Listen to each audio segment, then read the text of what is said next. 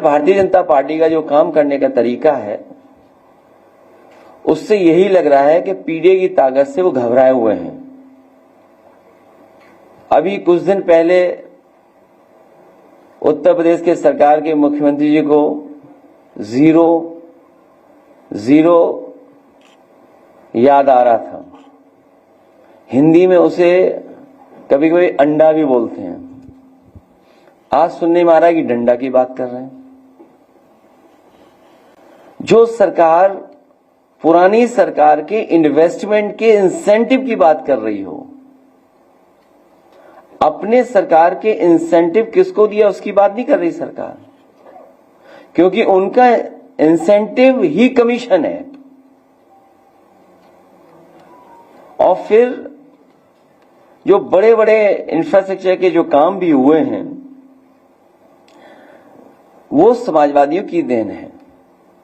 और समाजवादी पार्टी के समय पर जो एक्सप्रेसवे बने या अन्य जो सड़कें बनी वो एग्जेम्पलरी काम हुआ, उसका उदाहरण दूसरे विभागों ने और प्रदेश की सरकारों ने अपनाया। मेडिकल की क्या हालत है हम और सब लोग जानते हैं। आग के बाद आग लग रही है।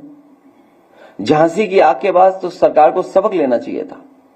और मैं तो आपसे कहूंगा कि जिस समय ऑक्सीजन के अभाव की वजह से सरकार की मीटिंगों के जो जो फैसले हुए थे, सरकार ने जो जो निर्णय लिए थे, अगर सरकार ने अमल किया होता उन पर तो ना झांसी जैसी घटना होती जहां बच्चों की जान गई, और ना ही जो कल रात को देखने को मिला जो बड़े अस्पताल में आग लग गई।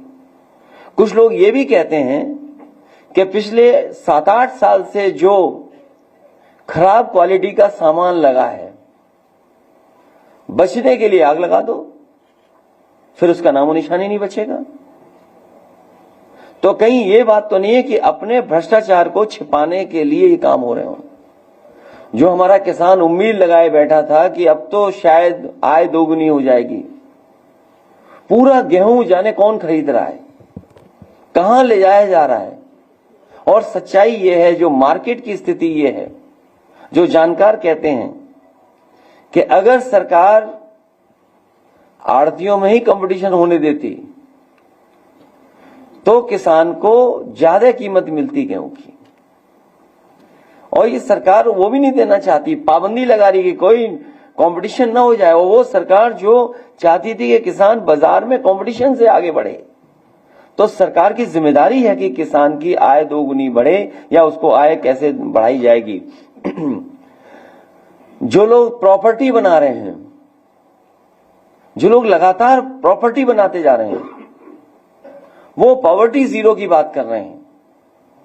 लखनऊ के आसपास हो, गोरखपुर हो, अयोध्या हो, कानपुर हो, आप जानकारी कर लीजिए आखिरकार कौन प्रॉपर्टी बना रहा है। प्रॉपर्टी बनाने वाले जीरो पॉवर्टी की बात कर रहे हैं। ये उसी तरह की बात कर रहे हैं जैसे अभी कुछ दिन पहले ये जीरो टॉलरेंस की बात कर रहे थे लॉ एंड ऑर्डर में, फिर जीरो टॉलरेंस करप्शन की बात कर रहे थे। जब लॉ एंड ऑर्डर जीरो हो गया और आपका जो टॉलरेंस जो बता रहे थे कि जीरो टॉलरेंस इन करप्शन, उसमें इनके आईएएस को भागना पड़ गया। और वो आईएएस सच्चाई है कि वो कहीं ना कहीं मुख्यमंत्री आवास में ही छिपा होगा। कभी किसी ने सुना होगा कि कमीशन के चक्कर में आईएएस भाग रहा है। इंसेंटिव देने वाले कमीशन को लेकर के झगड़ा कर रहे हैं।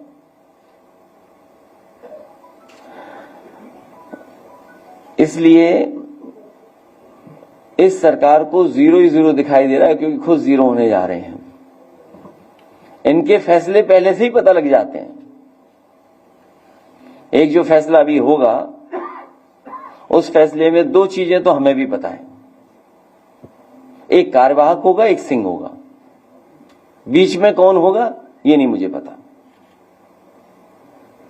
एक कार्यवाहक होगा और सिंह होगा, बीच में क्या होगा ये नहीं कह सकते। और फिर कल मुख्यमंत्री कह रहे कि मेट्रो बनाई है उन्होंने। अरे आप सबसे पढ़े लिखे लोग हैं, बुद्धिजीवी हैं और लखनऊ के हैं। आप मुझसे बताओ कहां मेट्रो बनाई उन्होंने। कोई मेट्रो बनी हो तो बता दें, किस जगह मेट्रो बनी है? पूरे उत्तर प्रदेश में जो मेट्रो आज बनी और चल रही है वो समाजवादियों की देन है, वो भारतीय जनता पार्टी की कोई उपलब्धि नहीं है। जब नौकरी नहीं, रोजगार नहीं, और जब नौकरी रोजगार मिल जाने चाहिए थे, तब सरकार कह रही कि हमने लैंड बैंक तैयार किया है। जो सरकार अभी भी लैंड बैंक तैयार कर रही हो तो इन्वेस्टमेंट क्या है होगा? फिक्की जैसी बड़ी संस्था है, हालांकि उस पर टिप्पणी नहीं करनी चाहिए कि वो कमजोर लोग होते हैं, उद्योगपति कारोबारी लोग, वो सरकार से सवाल नहीं पूछ सकते। जो सरकार कहेगी उसी को स्वीकार कर लेंगे। फिक्की वाले खुद जानते होंगे कि न जाने कितना भ्रष्टाचार है, और वही रटा रटाया पुराना घिसा पिटाया डायलॉग कि भर्ती होती थी वो आ जाते थे। अभी सुनने में आया है, हालांकि मुझ तक नहीं पहुंची है जानकारी, आप तक शायद हो, जो नई भर्ती हुई है उसकी पूरी लिस्ट नहीं आउट हो रही है। अरे अगर भर्ती हो गई है तो आप पीडीएफ कर दीजिए सार्वजनिक, आप इंडिविजुअल क्यों कर रहे हैं? आप मेडिकल कॉलेज बना रहे हैं कहां पर? हरदोई में।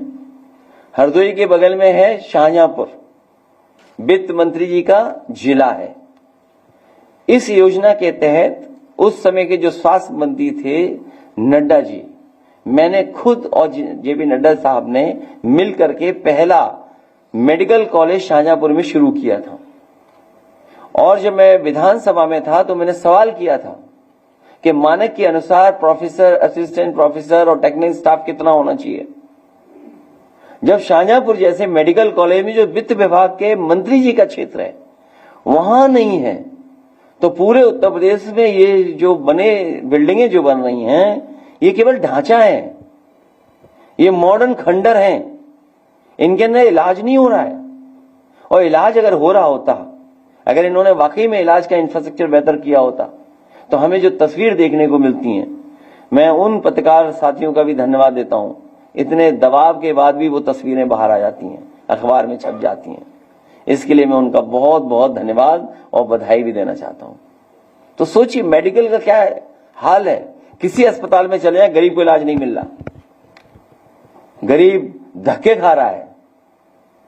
तो ये सरकार जो ट्रिलियन डॉलर की इकोनॉमी की सपने दिखा रही है, ट्रिलियन बात तो यही है कि लखनऊ वाले दिल्ली वालों को धोखा दे रहे हैं। कब कौन चला जाए, चली चलिए, वो क्या कहावत है आखिरी समय का, बस वही चल रहा है। इसलिए अंडा और डंडा याद आ रहा है हमें, अंडा जीरो वाला और डंडा जाने के उनसे डंडा याद आ रहा है। क्या ये मुख्यमंत्री भाषा हो सकती है? और फिर अभी बाबा साहब भीमराव अम्बेडकर जी का हम लोगों ने संविधान और जयंती मनाई उनकी। सोचिए खुलेआम क्या लोग कह रहे हैं, गोली मार देंगे, जान ले लेंगे, हत्या कर देंगे। हमारे पास राणा जैसे लोग हैं जो जाकर के किसी की भी हत्या कर देंगे। मतलब यही संविधान है, यही बाबा साहब भीमराव अम्बेडकर जी बना हुआ संविधान है। पुलिस पता नहीं क्या कर रही है, वो ढूंढ रही सोशल मीडिया पे कौन क्या लिख रहा है। एक बहुत नासमझ कार्यकर्ता कल मुझे मिला प्रतापगढ़ का, हालांकि सोशल मीडिया पे लिखने पे बहुत सारे लोगों पर एफआईआर हुई है। बीजेपी को आजादी है।